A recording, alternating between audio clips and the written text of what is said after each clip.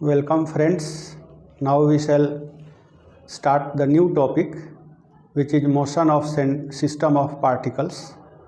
Up till now we have discussed motion of only one particle using Newton's laws of motion. Now the idea is to extend the same concepts, no new laws. The same concepts are applied to a system which has large number of particles. 1 particle, 2 particle, 3 particle, 4 particle, or these problems are concerned with motion at low speed. At high speed, mass varies with speed. This is given by Einstein's formula. But now we are considering the cases where speeds are low. The center of mass is a concept which is applied to low speed mechanics. At high speed mechanics, masses varies with speed and the center of mass of course is a point, but it varies with position of bodies. So it becomes a non-important point when the speeds are very high. So we are considering a non-relativistic case in which mass may be assumed constant with speed. In that case, we can safely apply Newton's laws of motion to every particle. But due to large number of particles, it will be difficult to follow each of them, and the path of each particle will be complicated. In this complicated motion, there is a simple motion of a single particle which we call center of mass, which acts as if the whole mass is centered at that point, although this is a geometrical point and mass need not be present at the center of mass. So let us start the topic now, and it will be useful for understanding motion of rigid bodies. There are several problems in which center of mass is used as a reference frame, and that frame is called center of mass frame. Using the center of mass frame, we can solve several problems in simple ways. So in that case, it will be a technique of solving problem to use center of mass, where simplification arises due to cancellation of several motions in CM frame. In the case of system of many particles, we can take a kinetic theory of gases, where we define internal kinetic energy. So the internal kinetic energy is defined in the center of mass frame of the molecules. So this topic is important in studying those concepts, degrees of freedom and internal kinetic energy, as well as motion of rigid bodies, which are greatly simplified by using the reference frame fixed to the center of mass. So we start with the topic with certain definitions and certain equations. Let us consider a system in which there are more than one particles. So a simplest system will be of 2 particles, and more complicated systems will be generalization of these 2 particle systems. So system of particles is a mental boundary in which there are several particles whose motion we are going to consider. System is defined as the boundary in which there are several particles whose motion we are going to consider. So suppose there is one particle and this is the system boundary.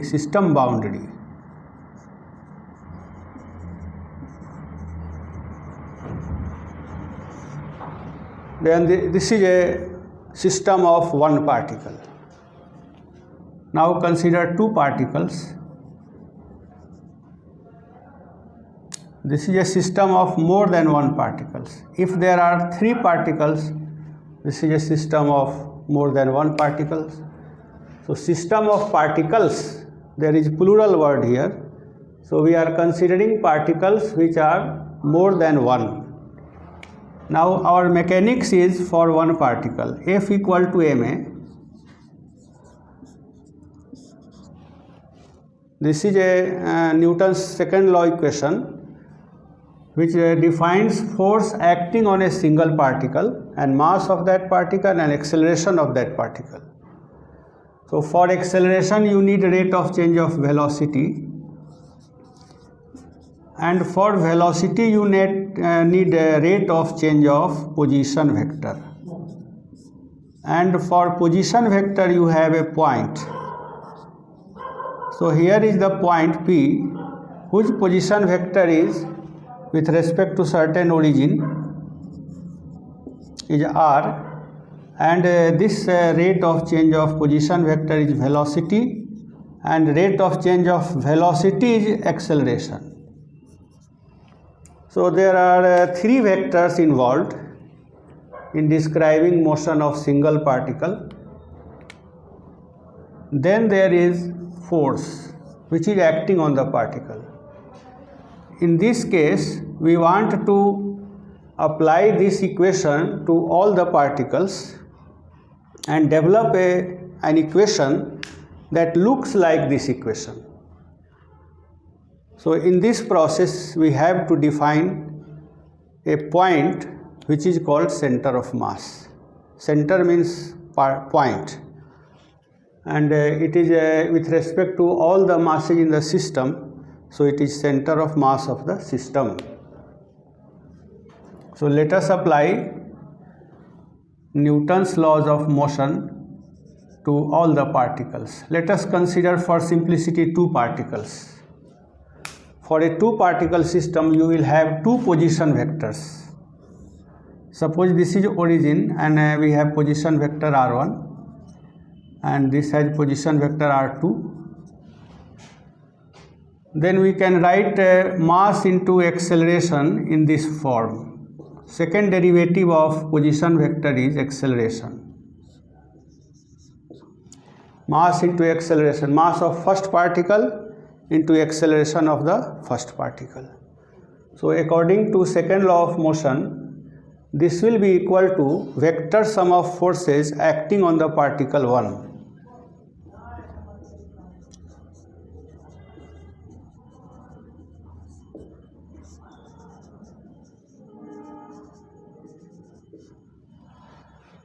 And in the system we have two particles. Let there be a particle outside the system, then this will exert external force on the system, and this will exert internal force on the system.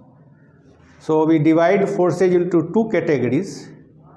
The particles inside the boundary of the system also apply forces on each other, and those forces are called internal forces.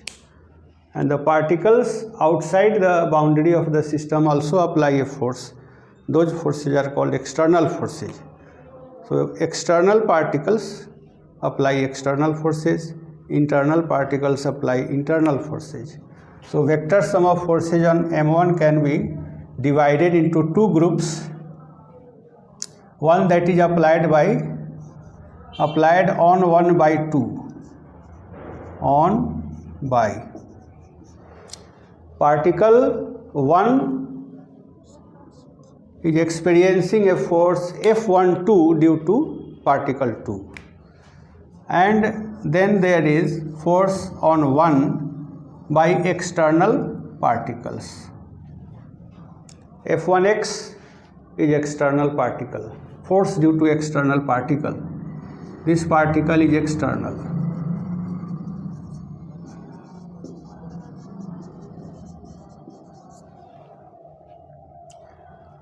So sum of these two forces will be mass into acceleration.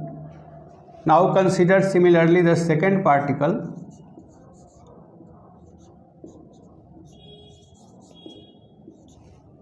dt square. This will be equal to force on 2 due to 1 and force on 2 by external particles.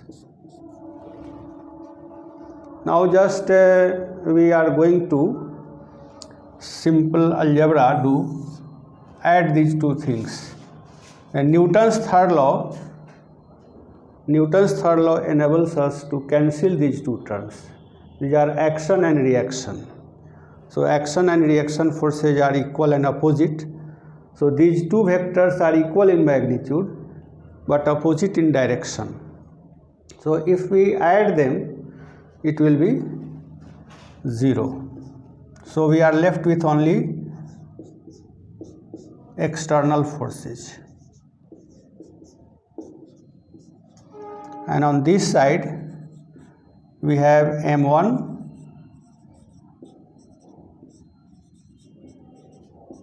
and m2 into acceleration of 2. Now we play a simple trick. We combine these masses and position vectors, then this derivative may be written as m1r1 plus m2r2. You differentiate mass and mass is constant, so the differentiation goes to r1. So we get this thing. This is equal to sum of external forces. Now Fex is total external forces. दोनों को मिला करके इतना हो गया. अब यहाँ पर ये derivative of product of mass and position vector है. The product of mass and position vector is called first moment of mass. So this is first moment of mass of first particle and this is first moment of mass of second particle. Now if we multiply and divide it by the same factor, total sum of masses, then there will not be any change. So if we multiply it by m1 plus m2 and divide it by the same quantity, mathematically it will be equivalent.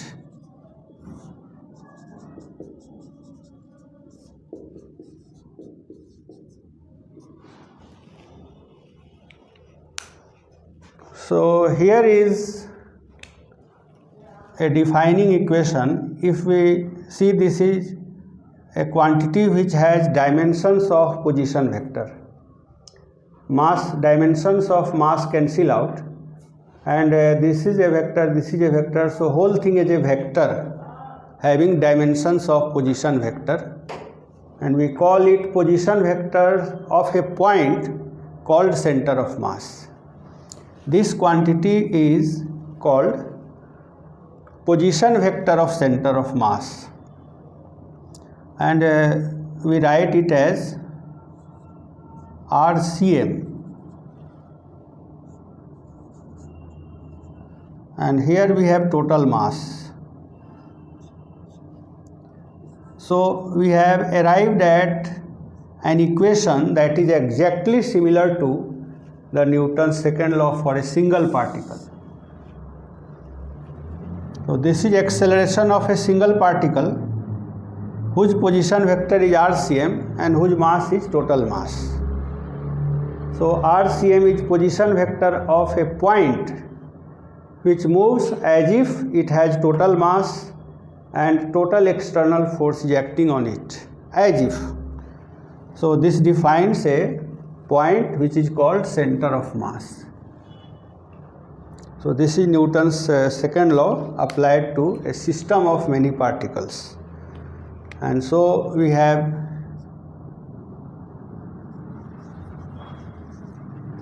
RCM equal to m1 r1 plus m2 r2.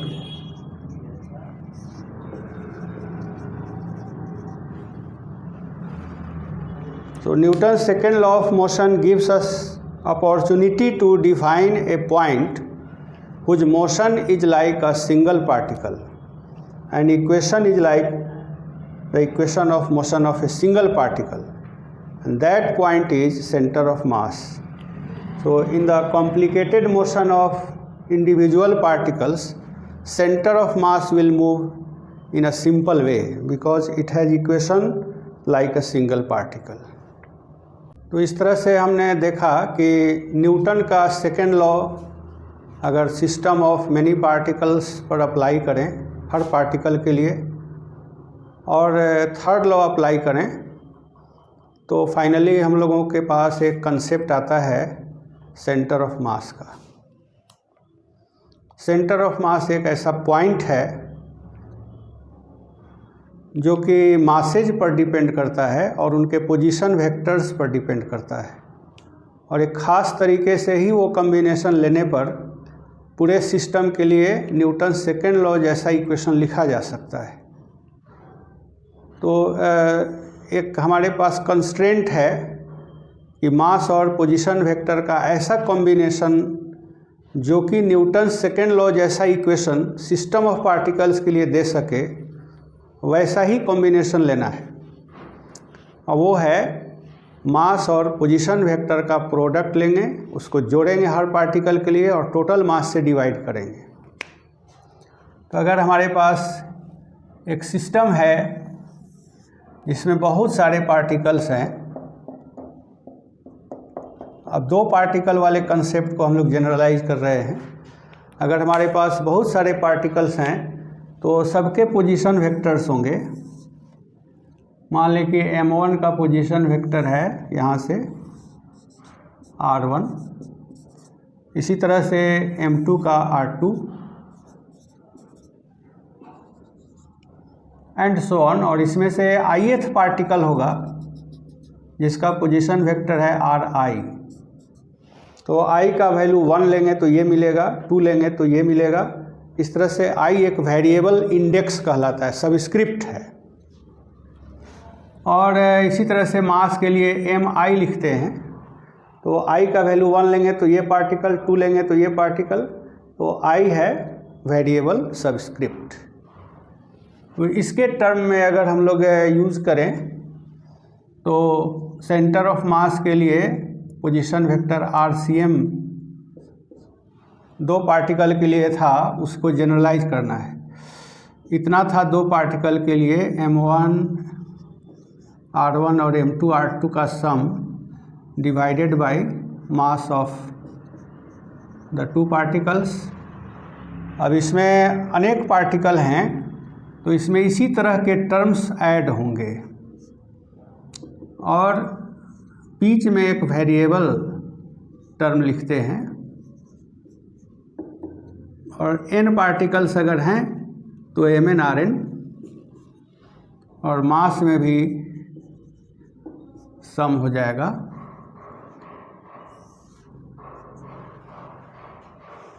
तो दो particle का जो equation था उसको generalise करके n particle system के लिए use किया गया, n पार्टिकल सिस्टम।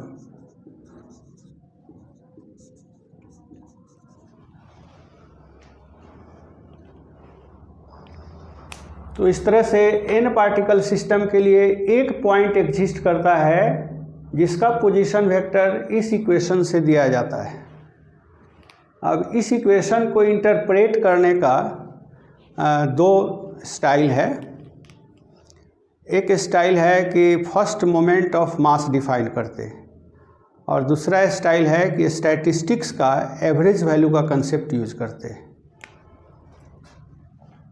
जैसे देखिए ये ओरिजिन है और यहाँ से पोजीशन वेक्टर r पर पार्टिकल का मास m है, तो m r को कहते हैं first moment of mass, first moment of mass about the origin. तो यह कंसेप्ट स्टैटिस्टिक्स का कंसेप्ट है। मोमेंट एंड कुर्टोसिस चैप्टर में हम लोग क्वांटिटी को x से मल्टीप्लाई करते हैं तो उसको बोलते हैं फर्स्ट मोमेंट, और x के स्क्वायर से मल्टीप्लाई करते हैं तो सेकंड मोमेंट, और x के क्यूब्ड से मल्टीप्लाई करते हैं तो थर्ड मोमेंट। इस तरह से क्वांटिटी q है और x का पावर n है तो ये nth मोमेंट ऑफ q कहलाता है।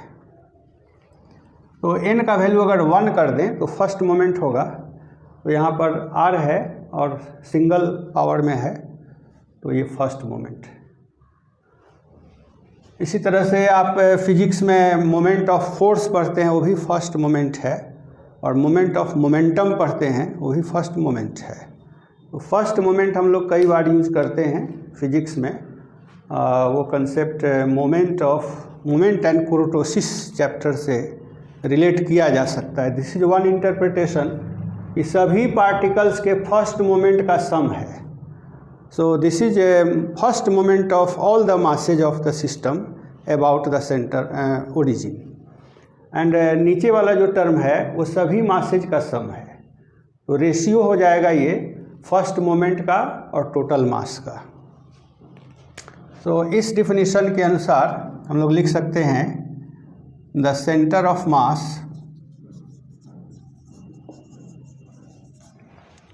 Of A system of particles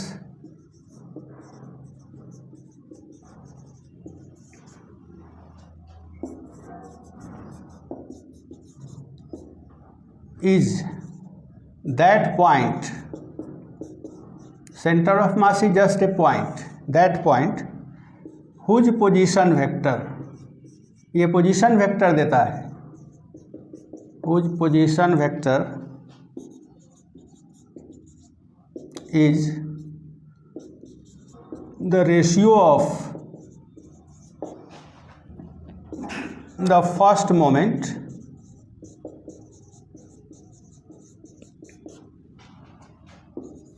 of mass particles and the total mass of the system.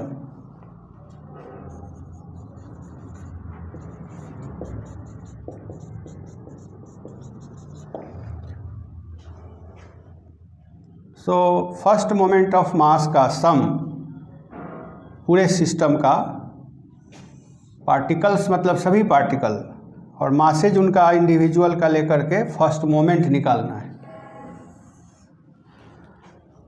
So in sigma notation we can write this as sum of first moments. This is first moment.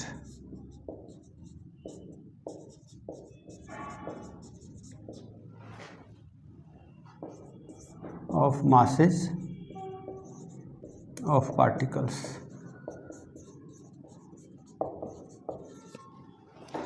और first moment के बाद निकालना है total मास।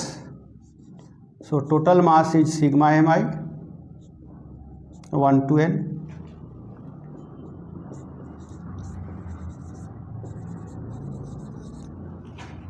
इसके बाद इसमें इससे divide कर दिए तो यू गेट रेशियो।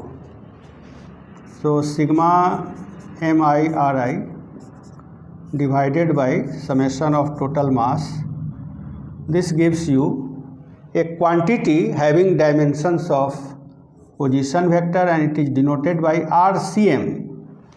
जहाँ पर इसका हेड है वहीं पर सेंटर ऑफ मास है। CM lies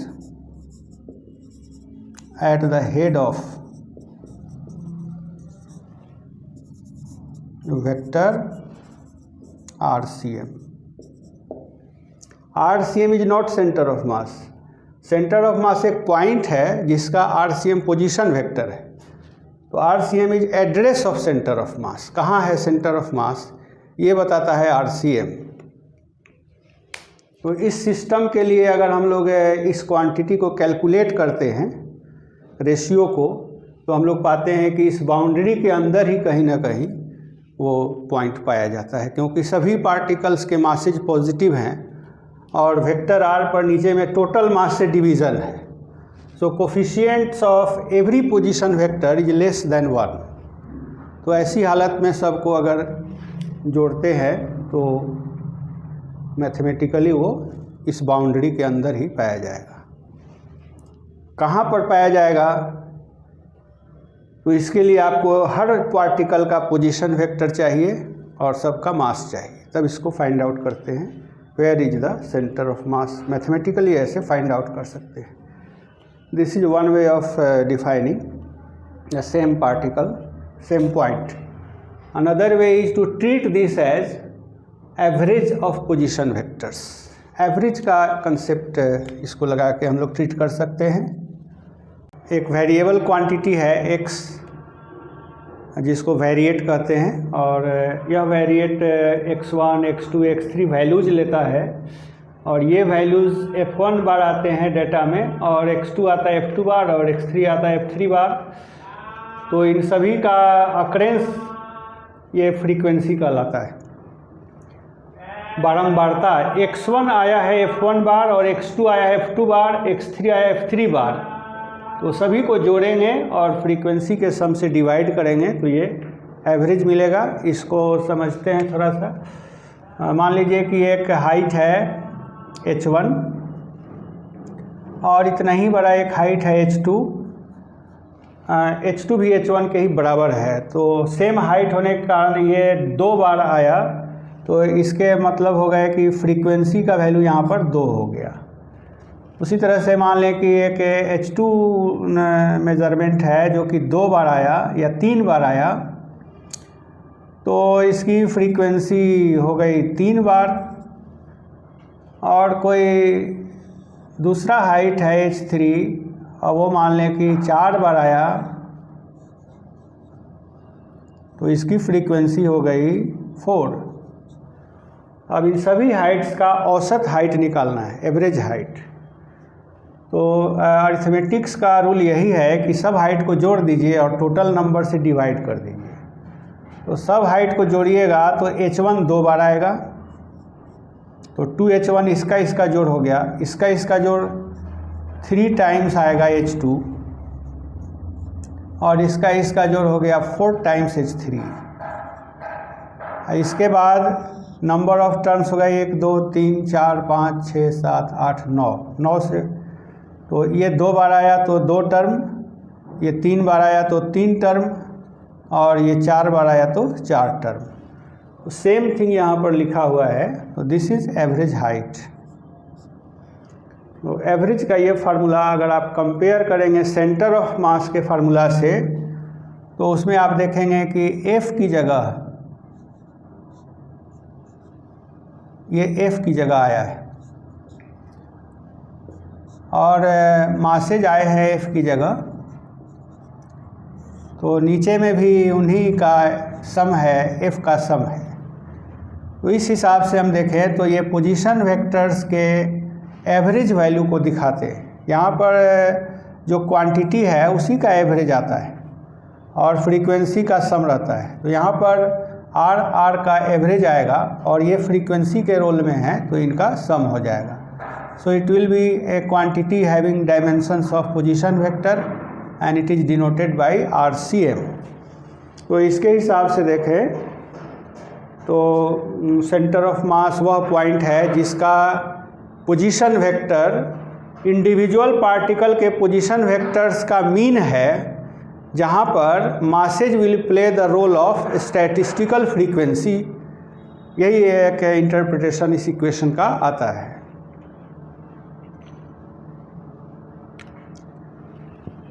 So the point whose position vector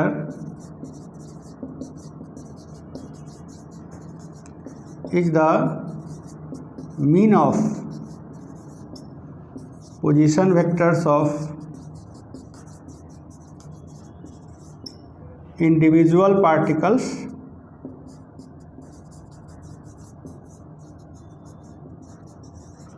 with their masses, weight factor है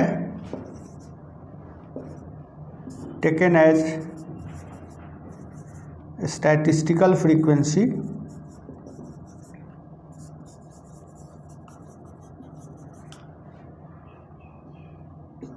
is known as center of mass। So this is one interpretation of the same equation,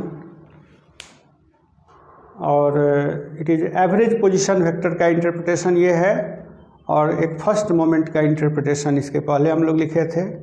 दोनों same equation को present करते हैं। अगर body continuous होगा तो उसके अंदर बहुत सारे पार्टिकल्स ऐसे होंगे जिनके काउंटिंग मुश्किल होंगे और उनके बीच का डिस्टेंस नेग्लिजिबल होगा। जैसे ये पेन है, तो पेन एक कंटिन्यूअस बॉडी है, इसके अंदर बहुत सारे पार्टिकल्स हैं, उनके बीच का डिस्टेंस पेन की साइज़ के कंपैरिजन में काफ़ी नगण्य है, वो काउंट नहीं किए जा सकते। ऐसे बॉडी को बोलते हैं कंटिन्यूअस बॉडी। और इसको हम लोग 3 कैटेगरी में ज्योमेट्री के बेसिस पर डिफाइन कर सकते हैं। एक लाइन में अगर कंटिन्यूटी है मास का तो लीनियर डिस्ट्रीब्यूशन ऑफ मास उसको बोलते हैं। अगर एक सरफेस में मास फैला हुआ है प्लेट में या लेमिना में तो उसको हम लोग प्लेनर डिस्ट्रीब्यूशन ऑफ मास, उसके अंदर surface density of mass define होता है। अगर एक पूरे बल्क वॉल्यूम में साइजेस हैं तो उस हालत में density is the representative mass density. तो इस तरह से 3 प्रकार का डिस्ट्रीब्यूशन मास का कंटिन्यूअस बॉडी में होता है। और उसके लिए सेंटर ऑफ मास कैसे डिफाइन करें। कंटिन्यूअस बॉडी के केस में जैसे एक रॉड है, ये कंटिन्यूअस बॉडी है, ये पेन है, इसका एक छोटा सा पार्ट लेते हैं जिसको डीएम लिखते हैं और इसका पोजीशन वेक्टर आर लेते हैं। तो ये एक पार्टिकल हो गया और उसका पोजीशन वेक्टर हो गया। Product of mass and position vector ये फर्स्ट मोमेंट हो गया। और पूरे पार्टिकल पर, पूरे बॉडी पर इंटीग्रेट कर दें ओवर होल बॉडी, तो ये first moment of mass of the whole body हुआ अबाउट ओरिजिन। यही ओरिजिन लिए हैं, ओरिजिन के अबाउट फर्स्ट मोमेंट हो गया। इसके बाद टोटल मास से डिवाइड कर देंगे तो डीएम का इंटीग्रल ही टोटल मास है। तो इस तरह से कंटिन्यूअस बॉडी के लिए सेम फार्मूला इस तरह से ट्रांसफॉर्म हो गया। First moment of mass divided by total mass, तो ये सेंटर ऑफ मास का पोजीशन वेक्टर देता है। अब इंटीग्रेशन आप करेंगे तो वेरिएबल इस तरह से चुनेंगे कि पूरा बॉडी कवर हो जाए। It depends on geometry of the body कि कौन सा कोऑर्डिनेट सिस्टम आप यूज़ करेंगे इंटीग्रेशन के लिए। तो यूजुअली रेक्टेंगुलर कोऑर्डिनेट सिस्टम हम लोग यूज़ करते हैं जबकि रेक्टेंगुलर ज्योमेट्री हो बॉडी का, और पोलर आर थीटा यूज करते हैं, आर थीटा फाई, या स्फेरिकल ज्योमेट्री हो। तो हम लोग एक एग्जाम्पल के थ्रू इसको इलस्ट्रेट करने जा रहे हैं। तो मान लीजिए कि हमारे पास एक रॉड है, थिन यूनिफॉर्म रॉड है, यूनिफॉर्म,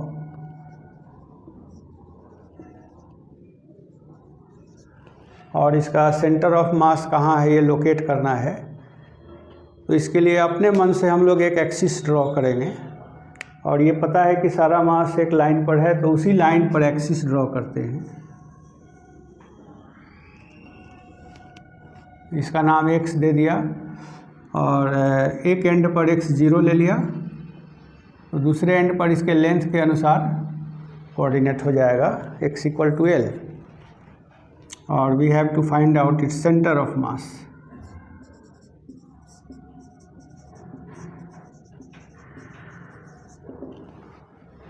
तो जाहिर है कि इसमें जो स्मॉल लेंथ होगा उसको dx लिखा जाएगा और उसका यहाँ से पोजीशन कोऑर्डिनेट x होगा।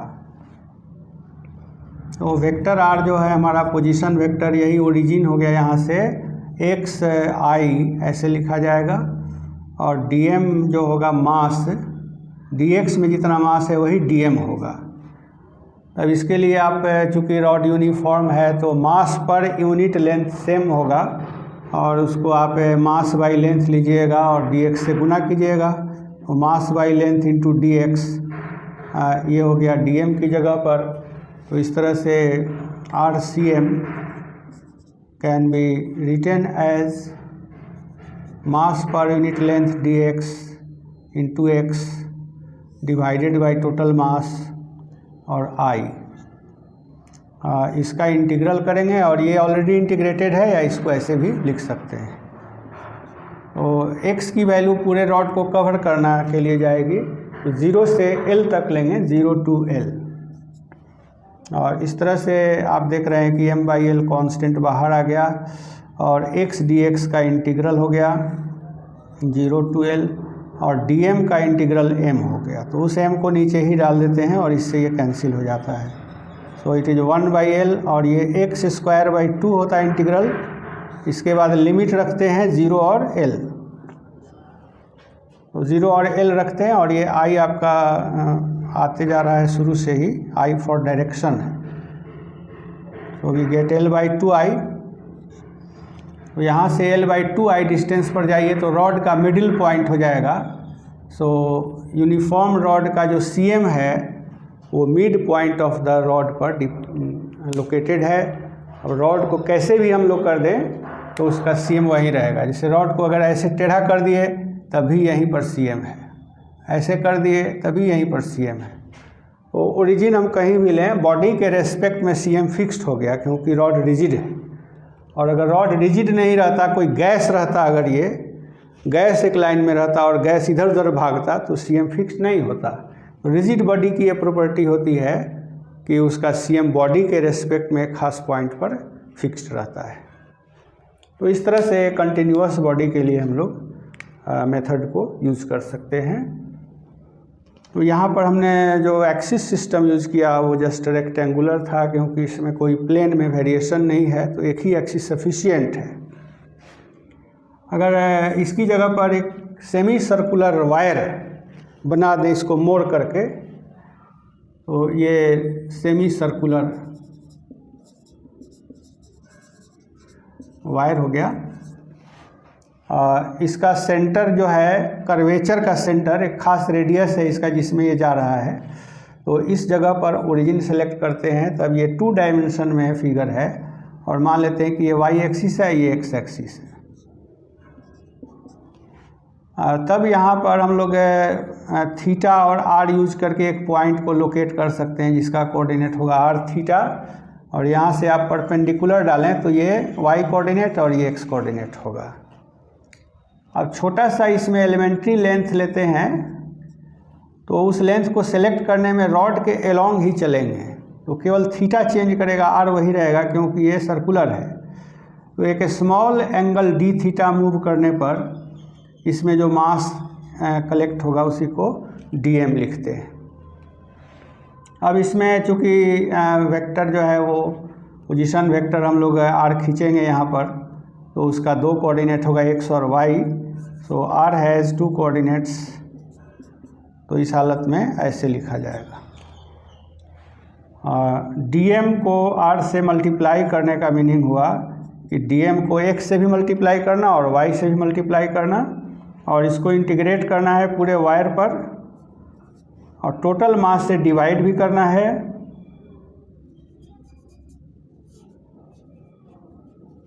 तब इससे मिलेगा RCM। तो इस RCM का भी रिजोल्यूशन करके आप XCM और YCM कर सकते हैं। तो दोनों तरफ जब कंपेयर कीजिएगा तो XCM will be DM into X coordinate का इंटीग्रल डिवाइडेड बाय DM का इंटीग्रल, और YCM will be DM into Y coordinate का इंटीग्रल डिवाइडेड बाय का इंटीग्रल। तो इस तरह से X और YCM निकलते हैं। लेकिन चूंकि ये रेक्टेंगुलर है और ये बॉडी जो है वो एक रेडियस में मूव कर रही है, डिस्ट्रीब्यूटेड है मास, तो X Y की जगह R थीटा इंट्रोड्यूस करना यहाँ पर सिंप्लीफाई करता है मामले को। तो हम लोग क्या करते हैं कि DM को और XY को कन्वर्ट कर लेते हैं।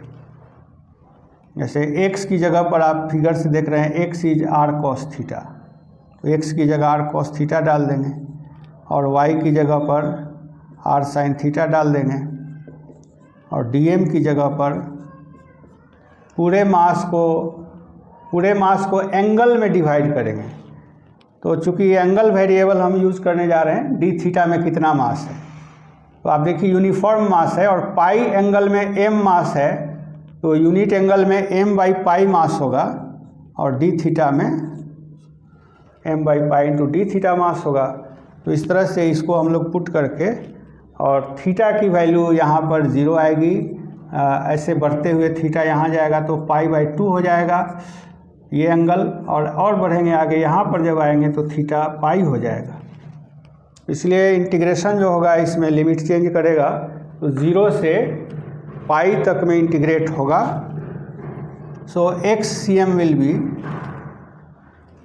Now I right the values. dm की जगह पर ये वैल्यू रखेंगे, m/π d थीटा dm हो गया, और x की जगह पर r cos थीटा रखेंगे। इसका इंटीग्रल होगा 0 to पाई और डिवाइडेड बाई टोटल मास। तो मास से मास कैंसिल हो जाएगा और r कांस्टेंट है तो r/पाई आया। cos थीटा d थीटा का इंटीग्रल 0 to पाई लीजिएगा, ये 0 आ जाएगा। x 0 आने का मतलब है कि CM is on y axis, और y एक्सिस पर ओरिजिन से किधर है इसके लिए YCM निकाल दीजिएगा। तो इसी तरह से रखने पर ये टर्म वही रहेगा, यहाँ केवल साइन थीटा आ जाएगा। सो इट इज r/पाई and sine theta integrated from 0 to पाई।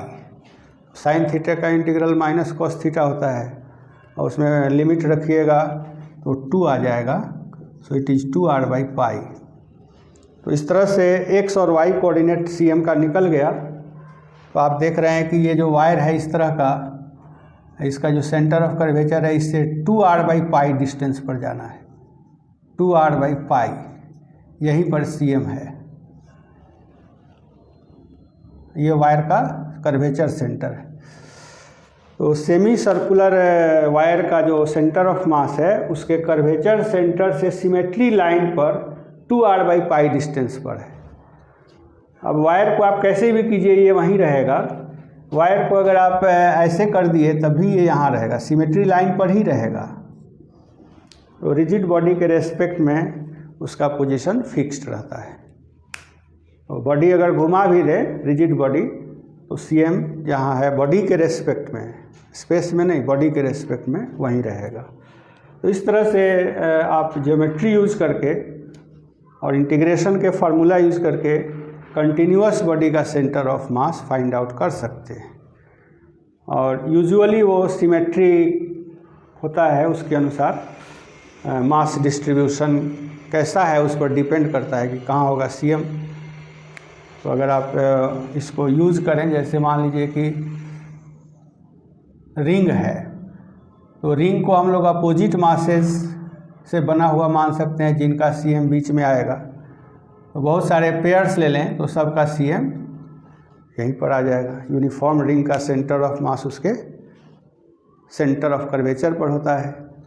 तो यहाँ पर आप देख रहे हैं कि जहाँ सेंटर ऑफ मास है वहाँ मास नहीं है, उसका ये एग्जाम्पल है। क्वेश्चन पूछा जाता है कि it necessary to have centre of mass at the centre of mass, तो इसका आंसर है नो। और उसका ये एग्जाम्पल है कि कर्व्ड वायर का जो सेंटर ऑफ मास है वो वायर के बॉडी में नहीं है, बॉडी से बाहर है, यहाँ पर है। उसी तरह से यूनिफॉर्म रिंग है, उसका सेंटर ऑफ मास रिंग के किसी पॉइंट पर नहीं है बल्कि बीच में हवा में है। तो इस तरह से सेंटर ऑफ मास पर मास होना जरूरी नहीं है। Now we start important case of two particle system. दो पार्टिकल के एग्जाम्पल के रूप में आप ले सकते हैं, जैसे HCl, H और Cl, दो पार्टिकल ले लिया, या दो प्लैनेट ले सकते हैं, सन अर्थ ले सकते हैं। तो ये लॉन्ग डिस्टेंस के लिए बड़े ऑब्जेक्ट्स भी पार्टिकल की तरह माने जाते हैं। तो इसलिए टू पार्टिकल सिस्टम एक इम्पॉर्टेंट केस है। यहाँ पर फिगर में हम लोग दिखा रहे हैं two particles M1 and M2 जिनके पोजीशन वेक्टर्स हैं R1 एंड R2, और इनका सेंटर ऑफ मास का ये फार्मूला है। अब इस सेंटर ऑफ मास का पोजीशन वेक्टर बीच में कहीं होगा ये दिखाना है, या C कहाँ है वो पता लगाना है। तो ज्योमेट्रिकली ये इसके ज्वाइन करने वाले लाइन पर ही होता है, लेकिन हमने जानबूझकर इसको अलग बनाया है। हमें प्रूफ करना है कि ये इसके लाइन पर ही आएगा। तो इसके लिए हम लोग क्या करते हैं कि C से एक वेक्टर ड्रॉ करते हैं, C के रेस्पेक्ट में पोजीशन वेक्टर R डैश, और यहाँ से R2 dash, R1 dash, R2 dash C के रेस्पेक्ट में पोजीशन वेक्टर्स हैं। C का यहाँ से RCM पोजीशन वेक्टर है, दिस इज RCM। तो ज्योमेट्री से क्लियर है कि R1 को एक्सप्रेस कर सकते हैं RCM प्लस R1 डैश के रूप में, सो वी कैन एक्सप्रेस R1 को एक्सप्रेस कर सकते हैं RCM प्लस R'1। इसी तरह से M2 के साथ R2 है, then it is RCM plus R2 prime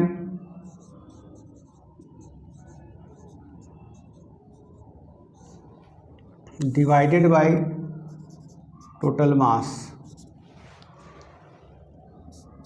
अब देखिए RCM यहाँ भी RCM यहाँ भी है, तो RCM को कॉमन करते हैं। So we get M1 plus M2 RCM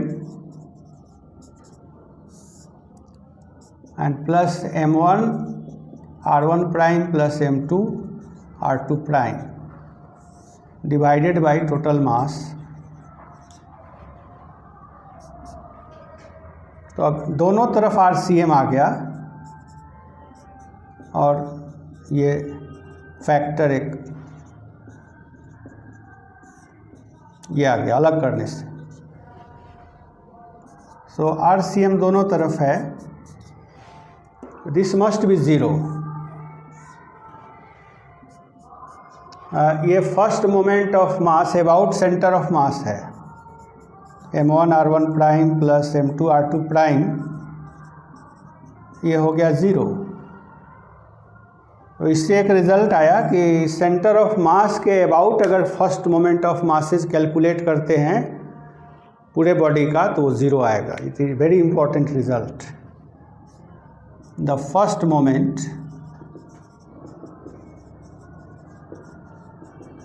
of mass about centre of mass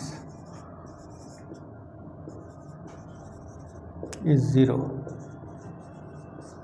masses कर देते हैं। ये टू बॉडीज़ के लिए ही ट्रू नहीं बल्कि अनेक बॉडी रहेंगे तभी केवल टर्म्स बढ़ जाएंगे और फिर ये सम बढ़ के सभी के लिए हो जाएगा। So we can write this as MR dash summed over is zero. All the particles, दो रहेंगे तो दो और n रहेंगे तो n। इसका दूसरा रिज़ल्ट जो है वो ये है कि दो वेक्टर का सम ज़ीरो है। तो वेक्टर मैकेनिक्स से हम लोग जानते हैं कि दो वेक्टर्स का सम ज़ीरो है तो या तो दोनों वेक्टर ज़ीरो हो या नन ज़ीरो है तो एक दूसरे के अपोजिट होंगे। सो R1 dash and R2 dash point in opposite direction और दोनों का टेल एक ही जगह है। दोनों का R1 डैश का और R2 डैश का टेल C पर है और दो वेक्टर का टेल एक ही जगह हो और ये अपोजिट डायरेक्शन में हो तो एंगल ऐसे हो जाएगा। तो ये दोनों पार्टिकल से भी पास कर रहे हैं और अपोजिट भी है, तो C जो है वो इन दोनों पार्टिकल को ज्वाइन करने वाले लाइन पर आ गया। तो इस तरह से हम लोग देख रहे हैं कि as R1 prime and R2 prime are एक ही जगह टेल हो तो उसको बोलते हैं coinitial vector, coinitial vectors and are opposite, oppositely directed. Opposite vectors तो नहीं है लेकिन अपोजिटली डायरेक्टेड वेक्टर्स हैं।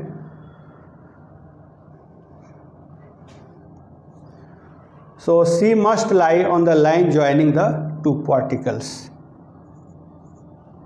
C must lie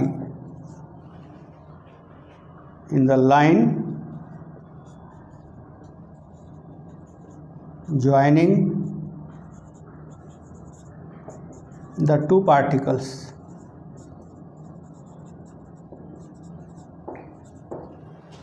सो दो पार्टिकल का सेंटर ऑफ मास उनको ज्वाइन करने वाले लाइन पर लाई करता है। यही बात यहाँ पर दिखाई गई। ये R1 डैश इधर है और R2 डैश उसके अपोजिट है, इनके बीच का एंगल पाई। तो ये एक इम्पॉर्टेंट रिजल्ट है। और दूसरी बात यह है कि CM से इनका डिस्टेंस कितना होगा वो भी इसी इक्वेशन में छिपा हुआ है। Using magnitude m1 by m2 अगर हम लोग कंसीडर करें तो ये r2 dash upon r1 dash होगा। So centre of mass distance को इन्वर्स रेशियो ऑफ मासेज में डिवाइड करता है, यानी जिसका मास बड़ा होगा उसका डिस्टेंस छोटा होगा। cm divides internally the distance between two particles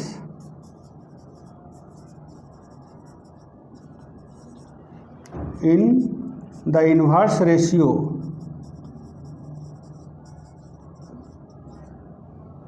of their masses. So these two results are very important. कि sum of first moment about the centre of mass is 0, और दूसरा ये है कि इन्वर्स रेशियो में internally cm divide करता है particle के बीच डिस्टेंस को। तो अगर यहाँ पर पार्टिकल है, ये मान लो कि 4 kg है, सपोज करते हैं, मान लीजिए कि ये 2 kg है, तो cm होगा 4 kg के नज़दीक और 2 kg से दूर होगा। ये जो डिस्टेंस होगा इस डिस्टेंस से छोटा होगा। ये मान लो कि r1 है, ये r2 है, तो डैश लगाते हैं cm से डिस्टेंस, तो इनका रेशियो इससे आप चेक कर सकते हैं। और r1 r2 का सम इस d के इक्वल होगा, तो आपके पास 2 इक्वेशन आ जाता है और दोनों से d के टर्म में वैल्यूज़ निकाल सकते हैं